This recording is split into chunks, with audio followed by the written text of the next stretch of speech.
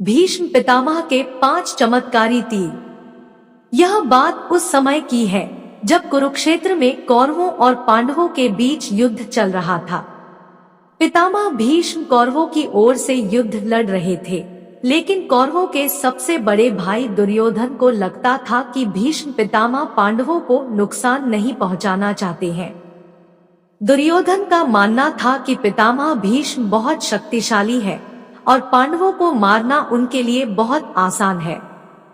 इसी सोच में डूबा दुर्योधन भीष्म पितामह के पास पहुंचा।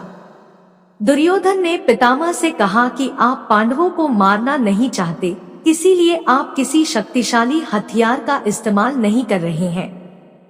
दुर्योधन की बात सुनकर भीष्म बोले, अगर तुम्हें ऐसा लगता है तो मैं कल ही 5 पांडवों को मार गिराऊंगा।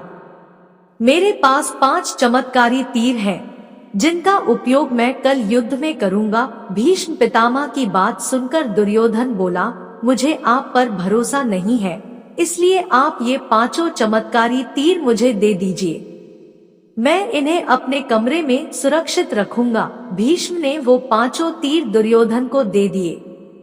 दूसरी ओर श्री कृष्ण को इस बात का पता चल गया। उन्होंने अर्जुन को इस बात की जानकारी दी।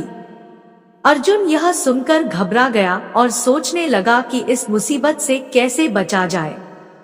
श्री कृष्ण ने अर्जुन को याद दिलाया कि एक बार तुमने दुर्योधन को गंधर्वों से बचाया था। तब दुर्योधन ने तुमसे कहा था कि इस एहसान के बदले तुम भविष्य में मुझसे कुछ भी मांग सकते हो।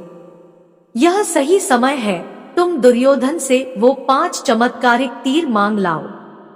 इसी तरह तुम्हारी और तुम्हारे भाइयों की जान बच सकती है। अर्जुन को श्री कृष्ण की सलाह बिल्कुल सही लगी।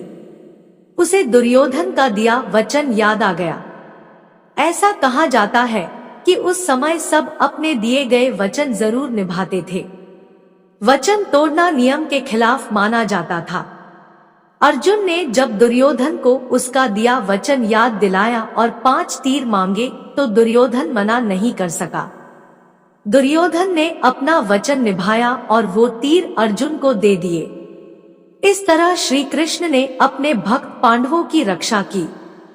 कहानी अच्छी लगी हो तो वीडियो को लाइक और शेयर कर दे और चैनल पर नए हो तो चैनल को सब्सक्राइब जरूर कर लेना ताकि ऐसी ही वीडियोस आपको मिलती रहे।